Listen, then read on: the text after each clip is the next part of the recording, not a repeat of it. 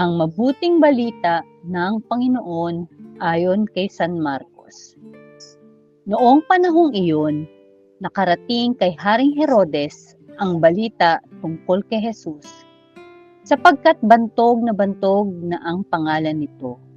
May nagsasabi siya'y si Juan Bautista na muling binuhay, kaya nakagagawa siya ng mga himala. May nagsasabi naman siya'y si Elias. Siya ay propeta, katulad ng mga propeta noong una, anang iba pa. Sinabi naman ni Herodes nang mabalitaan niya ito, muling nabuhay si Juan na pinapugutan ko. Si Herodes ang nagpahuli, nagpagapos at nagpabilanggo kay Juan dahil kay Herodias.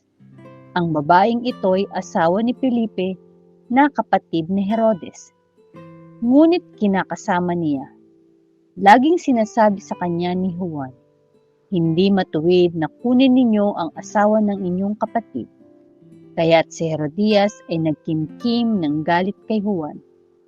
Hinangad niyang ipapatay ito, ngunit hindi niya magawa, sapagkat natatakot si Herodes kay Juan.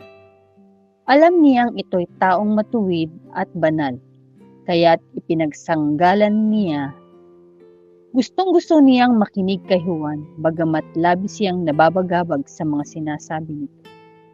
Sa wakas ay nagkaroon ng pagkakataon si Herodias nang anyayahan ni Herodes sa kanyang kaarawan ang kanyang mga kagawad, mga pinuno ng hukbo at ang mga pangunahing mamamayan ng Galilea.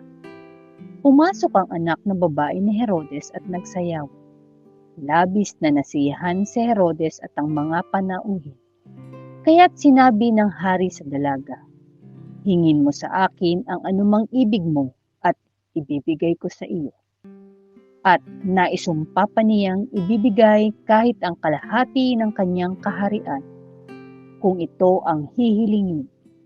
Lumabas ang dalaga at tinanong ang kanyang ina, ano ang hihilingin ko?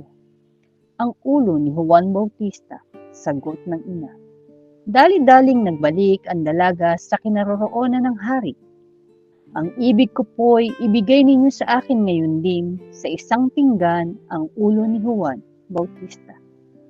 Sinabi niya, labis na nalungkot ang hari, ngunit dahil sa kanyang sumpa na narinig ng kanyang mga panauhin, hindi niya matanggihan ang dalaga.